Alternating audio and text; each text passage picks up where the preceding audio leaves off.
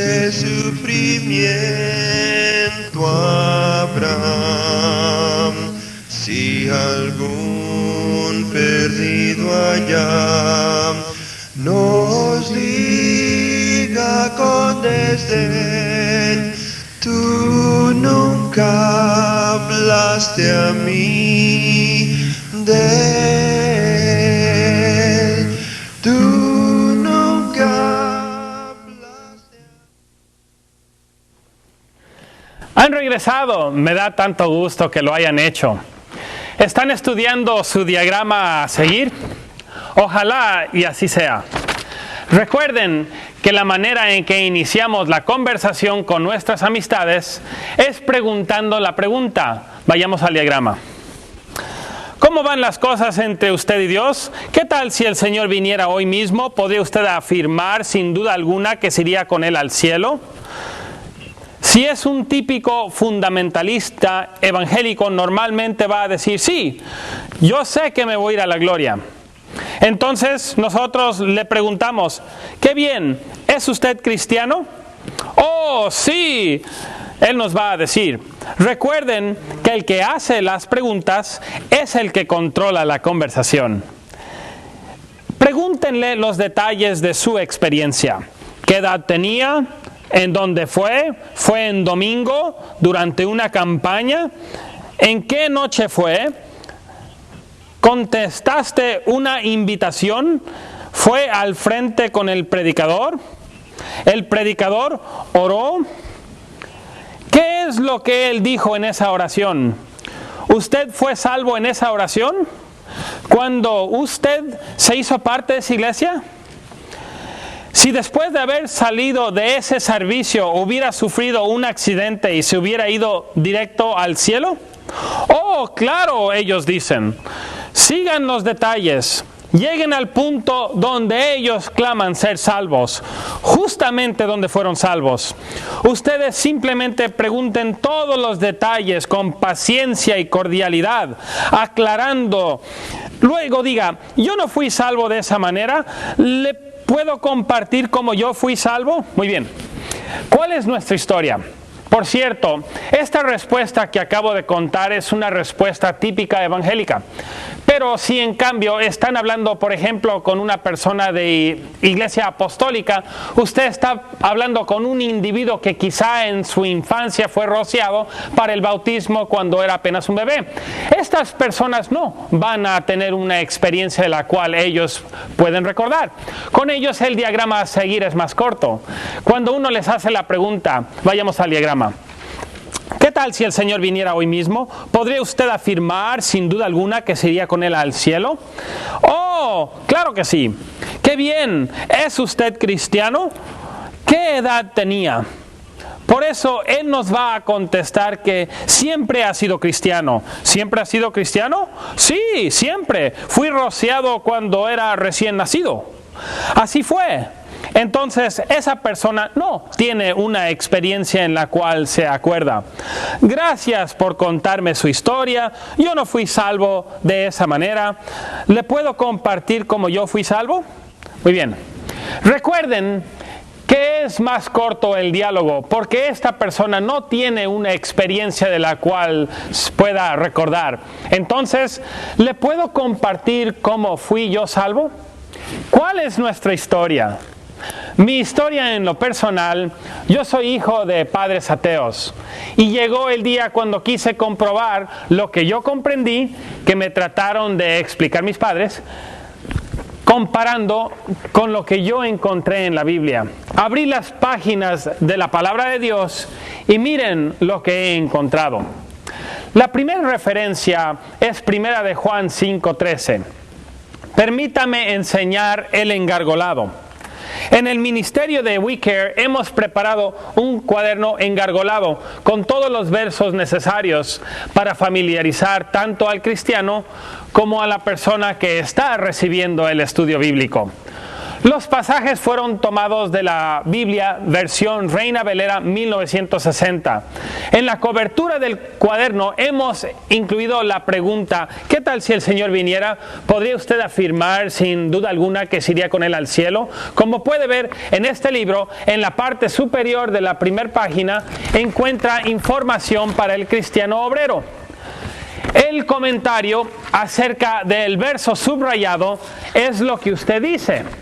Después se dirige al verso subrayado y deja que la persona con que usted está estudiando lo lea y comprenda lo escrito. En el fondo de la página se encuentran preguntas acerca del verso subrayado para ayudar el estudio. Y el pasaje de la siguiente página. Muy bien. Vayamos a este pasaje, 1 de Juan 5:13. Estas cosas os fueron escritas a vosotros que creéis en el nombre del Hijo de Dios para que sepáis que tenéis vida eterna. Entonces la Biblia dice que nosotros podemos saber que tenemos vida eterna por las cosas que están escritas en la Biblia. Hay 27 referencias. La primera referencia es 1 de Juan 5:13. En la página al fondo, en la parte inferior dice: entonces, ¿qué es lo que está escrito? Enseguida nos lleva a Juan 8:24. Por eso os dije que moriréis en vuestros pecados, porque si no creéis que yo soy, en vuestros pecados moriréis. En la parte superior del cuadro dice: ¿acaso esto es un verso de vida o de muerte? La razón por la cual nosotros vemos este verso es porque queremos enseñar que en la Biblia hay versículos de vida y de muerte. Son tan claros que no necesitan interpretación. Entonces uno les pregunta: ¿qué no es lo subrayado un versículo de vida o de muerte? Entonces les doy una ilustración semejante a esta. ¿Qué si alguien gritara por la ventana en la noche: ¡salgan de la casa, se está quemando la casa! ¿Eso acaso no es un informe de vida o de muerte? No solamente es una noticia de vida o de muerte, sino que se entiende con claridad. No necesitan llamar a sus vecinos para que les expliquen lo que significa esta información. Basta que uno tome acción y salgan de la casa. Entonces uno le pregunta a la persona con quien está platicando: ¿qué acaso la Biblia no tiene informes o versículos como estos?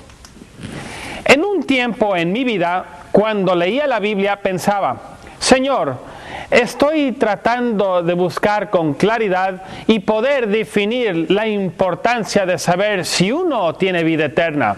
Entonces, ¿acaso no hay cosas claras, escritas, que necesito entender para saber si tengo vida eterna? ¿Qué es lo que yo tengo que hacer para irme con Él al cielo? En la Biblia se encuentran escrituras claras. Juan 8:24 es uno de ellos. Ahí Jesús dice: a menos de que creas que yo soy, morirás en tus pecados. Este pasaje debería de ser subrayado, debería de prender y apagar como foco de neón. Esta parte: si no crees que yo soy, morirás en tus pecados. Dicho está, quiero encontrar el denominador común con la persona con quien estoy hablando. Tengo que tomar en cuenta lo que Jesús acaba de decir y señalo con el dedo sobre la palabra morirás para que lo vean claramente. En el siguiente versículo de Mateo 16 del 13 al 17, cuando Jesús estaba en la costa de Cesarea de Filipo, le preguntó a sus discípulos diciendo: ¿quién dicen los hombres que es el Hijo del Hombre? Le dijeron varias respuestas. Ellos dijeron: unos Juan el Bautista, otros Elías, otros Jeremías o alguno de los profetas. Y él les dijo: ¿y vosotros quién decís que sois yo? Respondiendo Simón Pedro dijo: tú eres el Cristo, el Hijo del Dios viviente. Entonces le respondió Jesús: bienaventurado eres, Simón, hijo de Jonás, porque no te lo reveló ni carne ni sangre, sino mi Padre que está en los cielos. Jesús clama ser el Hijo de Dios. Nuestra siguiente pregunta es afirmar que Él es el Hijo de Dios. ¿Es acaso el ser el Hijo de Dios todo lo que necesitamos saber acerca de su identidad? Entonces, vamos a Juan 1 y versículo 1. En el principio era el Verbo, y el Verbo era con Dios, y el Verbo era Dios. Fíjense cómo la Biblia se interpreta a sí misma. Juan 1:14 dice: y aquel verbo fue hecho carne y habitó entre nosotros y vimos su gloria, gloria como del unigénito del Padre, lleno de gracia y de verdad. Si el verbo, les explico, era Jesús, y Jesús era con Dios, y Jesús era Dios. Entonces, en nuestra siguiente pregunta, que cuando Jesús bajó del cielo a la tierra, ¿dejó de ser Dios? ¿Dejó de ser quien era? ¿Se hizo simplemente hombre? Enseguida los llevo a Colosenses 2 y versículo 9, donde nos dice: porque en él habita corporalmente toda la plenitud de la deidad.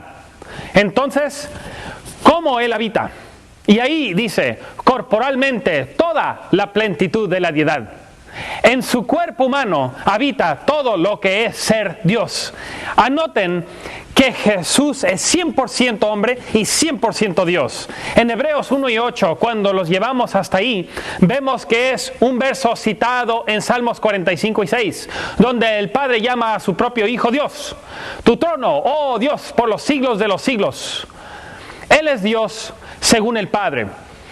Ahí nos lleva a Juan 8 y 58, donde Jesús se llama a sí mismo algo muy especial. Y ahí dice, Jesús les dijo: de cierto os digo, antes que Abraham existiera, yo soy. Jesús clama ser el gran yo soy. ¿De dónde sacó el Señor este término? Ahí, en el Viejo Testamento, en Éxodo 3 y 14, ¿recuerden la historia? Moisés está ahí enfrente de la zarza ardiente. Entonces la voz dentro de la zarza le dice a Moisés que fuera a la tierra de Egipto y sacara a los hijos de Israel. Entonces Moisés le pregunta al fin del versículo 13, ¿cuál es tu nombre?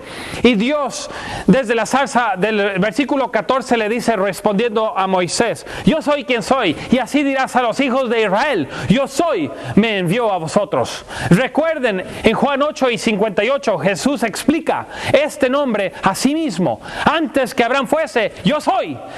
Y si van a Juan 8 y 24, lean lo que dice ese versículo de vida y muerte. A menos de que creas que yo soy, vas a morir en tus pecados. Veámoslo más de cerca, tomando en cuenta lo que vino a hacer Éxodo 3:14. A menos de que uno crea que Él es Jehová, nuestro Dios, uno va a morir en nuestros pecados. Eso es lo que Él está diciendo, que Él es Dios. Y si no lo creen, morirán en sus pecados. Enseguida los llevamos a Mateo 3, 16 y 17. Después de que Jesús fue bautizado, subió luego del agua, y aquí los cielos le fueron abiertos, y vio al Espíritu de Dios que descendía y permanecía sobre él. Y hubo una voz de los cielos que decía: este es mi Hijo amado, en quien tengo complacencia.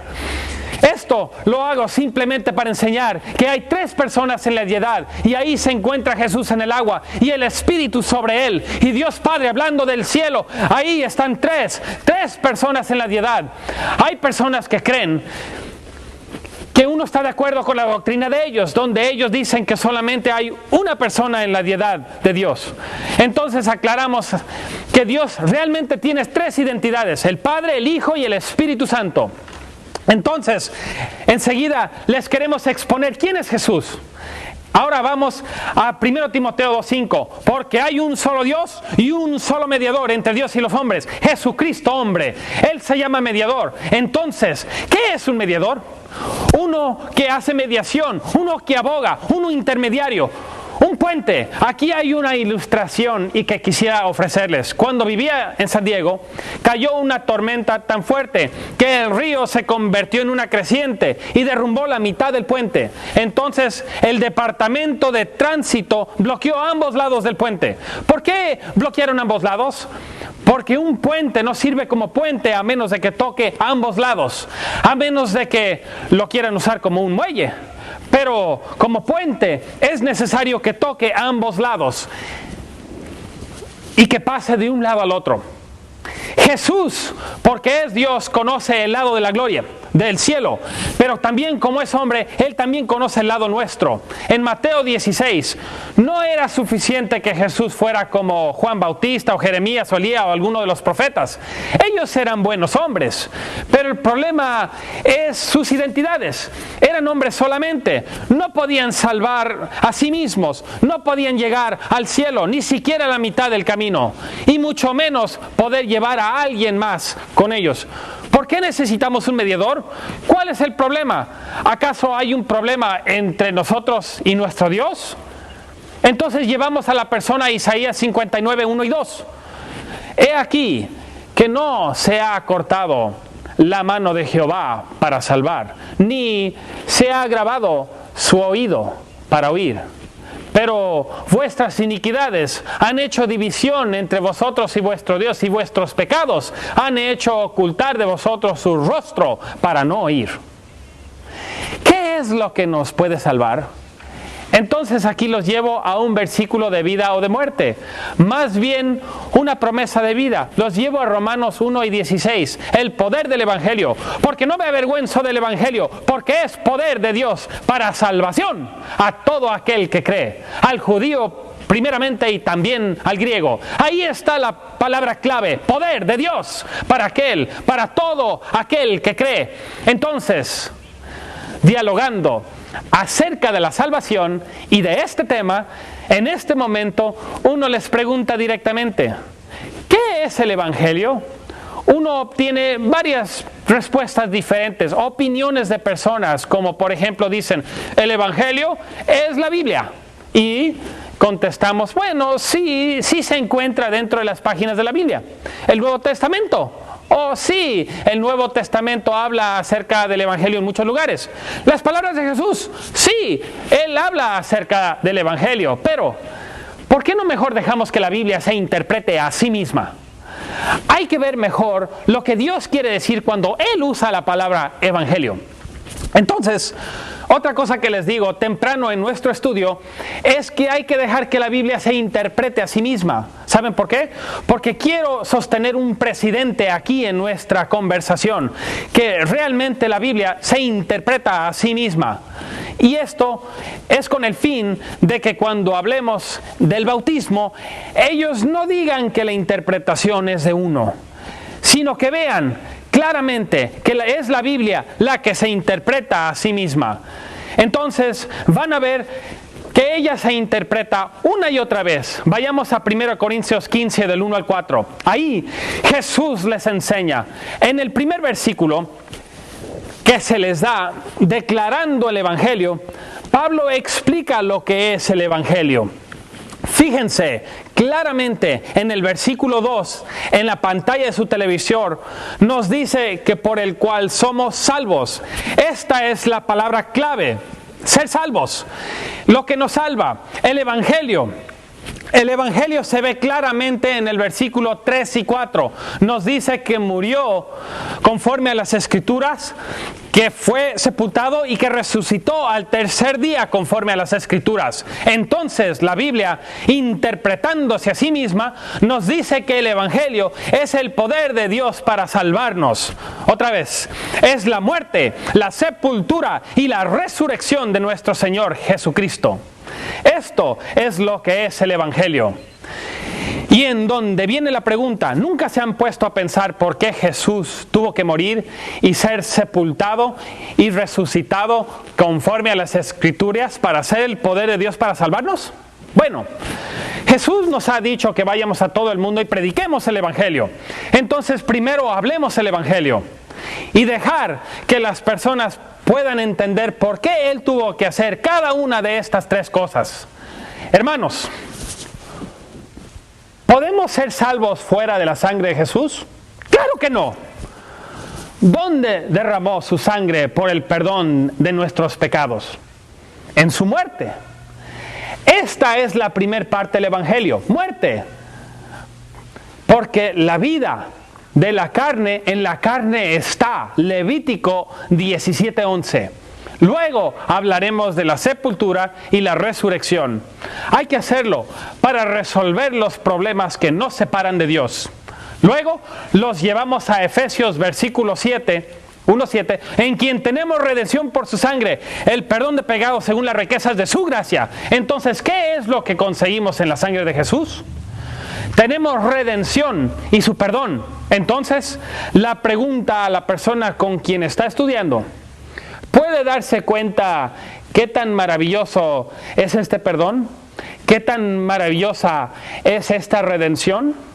Ahora los llevo a Judas 24. Y aquel que es poderoso para guardarnos sin caída y presentarnos sin mancha delante de su gloria con gran alegría, el cual nos dice: en la sangre de Jesús es posible que seamos presentados sin mancha. ¡Sin mancha! Él nos presenta ante su divina gloria sin mancha. ¿Cómo? Con gran alegría. En Romanos 5, versículo 9, pues mucho más, estando ya justificados en su sangre, por él seremos salvos de la ira. Ahí nos dice que somos justificados. ¿Justificados? Haga de cuenta que nunca hemos pecado, ni siquiera por la primera vez. ¿Qué tan increíble son estas buenas nuevas noticias? Dios Padre nos ve a través de la sangre de su Hijo. Haz de cuenta que nos ve a través de unos lentes rojos de su sangre. Cuando nos ve a través de esos lentes, Él hace desaparecer todos nuestros crímenes, todos nuestros pecados. Somos hechos presentables ante Él, sin ninguna mancha. Cosa que, en realidad, ante Él somos pecadores. De hecho, dice la Biblia, que si decimos que no tenemos pecados, nos hacemos mentirosos y que la verdad no se encuentra en nosotros. En realidad, somos pecadores y esto lo podemos entender. Dios nos da rectitud a través de su precioso Hijo. Somos justificados a través de su sangre. Efesios 1 y versículo 7. Judas 24. Somos presentados sin mancha delante de su gloria con gran alegría. Es todo esto a través de la sangre de nuestro Señor Jesucristo. ¡Qué hermoso! Esto me emociona, me da gusto. Realmente soy perdonado, soy limpio, soy sin culpa. Usted también tiene la misma oportunidad en Jesucristo.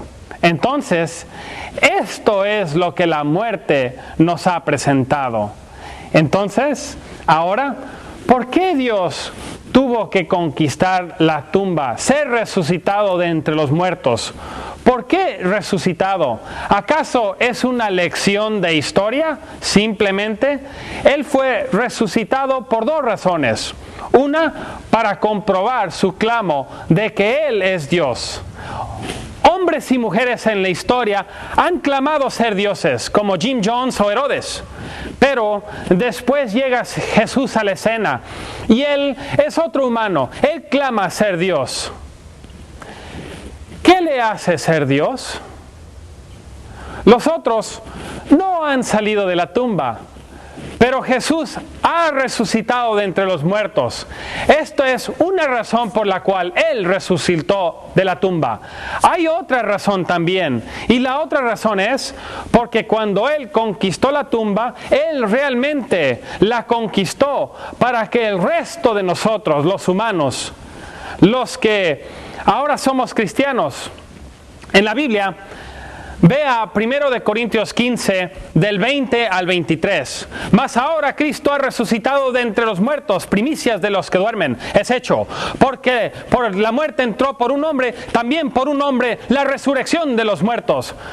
¿Qué es lo que dice aquí? ¿Qué es lo que ha dicho? Parece increíble, pero la Biblia se interpreta a sí misma. En el versículo 22 es interpretado por el versículo 21, porque así como en Adán todos mueren, así en Cristo todos serán vivificados. Adán es el primer hombre del cual habla el primer versículo 21. Cristo es el segundo hombre en el versículo 23, pero cada uno en su debido orden. Cristo las primicias y luego los que son de Cristo en su venida.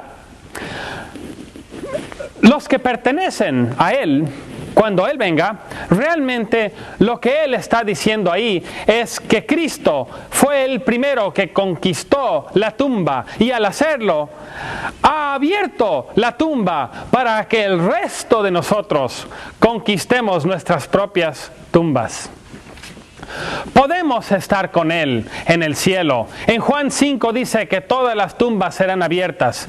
Todos vamos a salir de las tumbas. Los malvados a la resurrección del juicio y los rectos a la resurrección para tener vida eterna. El punto es que Jesús ha abierto la tumba, nos ha abierto la tumba para poder tener vida eterna y estar con Él.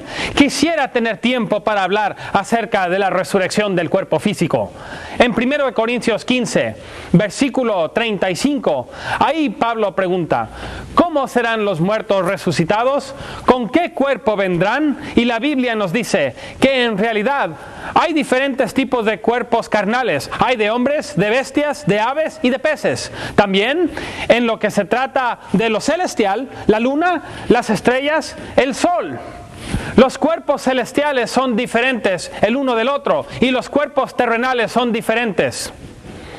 De lo que se conoce, lo que es físico, hay diferentes tipos de cuerpos físicos. En el versículo 42 nos dice que también en la resurrección de este cuerpo físico, el cuerpo físico que está cegado en corrupción, será resucitado en incorrupción. El cuerpo físico que es enterrado en deshonra es resucitado en gloria. Es sepultado en debilidad, es resucitado en poder. En la última parte del capítulo 15, tenemos que ser cambiados. No pierdan este punto. No se confundan en este punto de vista. Todos tenemos que ser cambiados. No cabe duda que el cuerpo que es cegado es el mismo que será resucitado. Bastante cambiado. En 1 Corintios 6 dice, y el cuerpo que ahora puede cometer